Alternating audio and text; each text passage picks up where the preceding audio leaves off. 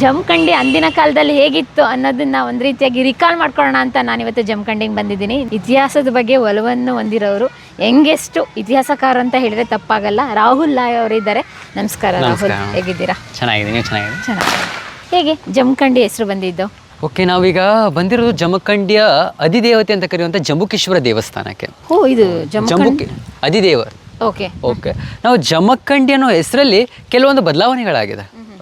ಗ್ರಾಮ್ಯ ಭಾಷೆಯಲ್ಲಿ ಬಾಯಲ್ಲಿ ಹರಡಾಡಿ. ಸೊ ನಾವು ಜಮಖಂಡಿಂತ ಹೆಸರು ಬಂತು ಅನ್ನೋದಕ್ಕೆ ಸಾಹಿತ್ಯ ಆಧಾರಗಳನ್ನು ಕೊಡ್ತೀವಿ, ಸಾಕ್ಷಿ ಬೇಕಲ್ಲ. ಸೊ ನಾವೆಲ್ಲ ಸಾಹಿತ್ಯಿಕ ಆಧಾರಗಳನ್ನು ಇಟ್ಕೊಂಡಿದ್ದೀವಿ, ಪುರಾತತ್ವ ಆಧಾರಗಳು ಬೇಕಲ್ಲ. ಸೊ ಅದಕ್ಕೋಸ್ಕರ ನಾನು 900 ವರ್ಷಗಳ ಹಿಂದೆ ನಿರ್ಮಾಣ ಆದಂಥ ಕಲ್ಯಾಣ ಚಾಲುಕ್ಯರ ಸಾಮಂತದಲ್ಲಿ ಆಳ್ವಿಕೆ ಮಾಡ್ತಿದ್ದಂಥ ಜಮಖಂಡಿಗೆ ಬಂದಿದ್ದೀವಿ. ಜಮಖಂಡಿಲಿ ಕೇವಲ ಪಟವರ್ಧನ್ ನಾಟ್ ಫೇಮಸ್. ಜಮಖಂಡಿಲಿ ಮೌರ್ಯರು, ಶಾತವಾಹನರು, ಕದಂಬರು, ಅನೇಕ ರಾಜಮನೆತನಗಳು, ವಿಜಯನಗರರು, ಆದಿಲ್ ಶಾಹಿಗಳು, ಬಾದಾಮಿ ಚಾಲುಕ್ಯರು, ಎಲ್ಲರ ಆಳ್ವಿಕೆಗೆ ಒಳಪಟ್ಟಂಥ ನಗರವಾಗಿದೆ ಇದು. ಇದೊಂದು ಅಗ್ರಹಾರವಾಗಿತ್ತು. ಸೊ ಅದಕ್ಕೋಸ್ಕರ ನಿಮಗೆ ಅನೇಕ ಸಾಹಿತ್ಯ ಆಧಾರಗಳನ್ನು, ಶಾಸನಗಳ ಆಧಾರಗಳನ್ನು ದೇವಸ್ಥಾನಗಳು ಒದಗಿಸ್ಕೊಡ್ತೀನಿ ಬನ್ನಿ.